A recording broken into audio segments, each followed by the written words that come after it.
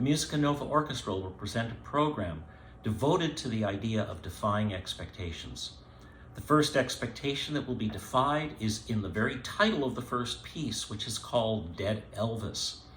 The second expectation that is defied is the fact that this particular piece is a bassoon concerto, not an instrument you would associate with Elvis.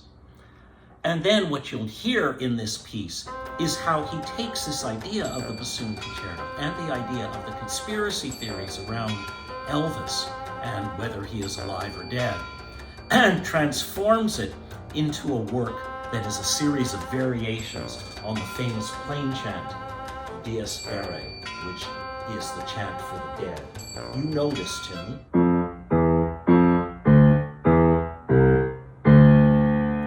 And he uses that as the basis of the entire piece, mixed in with references to the songs of Elvis Presley and various rock and roll riffs.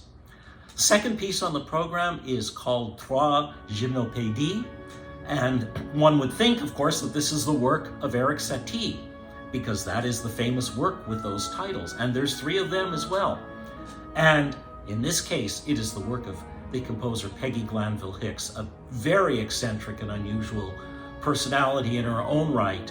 And she, again, riffs on the idea of Satie's original piece and produces a work of remarkable ingenuity and beauty, but is very original. And you keep hearing hints of the Satie, but it never quite emerges. The third piece defies expectations in quite a different way. This is the Double Clarinet Concerto No. 2 by Franz Kromer, and it begins with a few notes in the orchestra, and then the clarinets come bouncing in as though they couldn't wait to start their piece. And this was, for its time, this was written around 1812, a very unusual procedure and a very unusual thing to hear. In fact, it is probably the first wind concerto to use this particular device.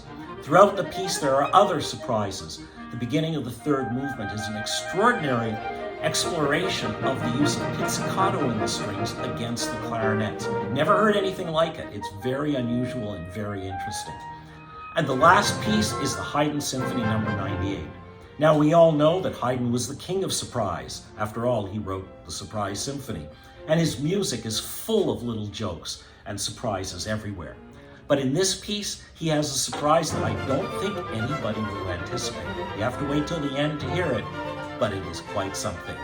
I look forward to seeing you all there on March 24th at 6 p.m.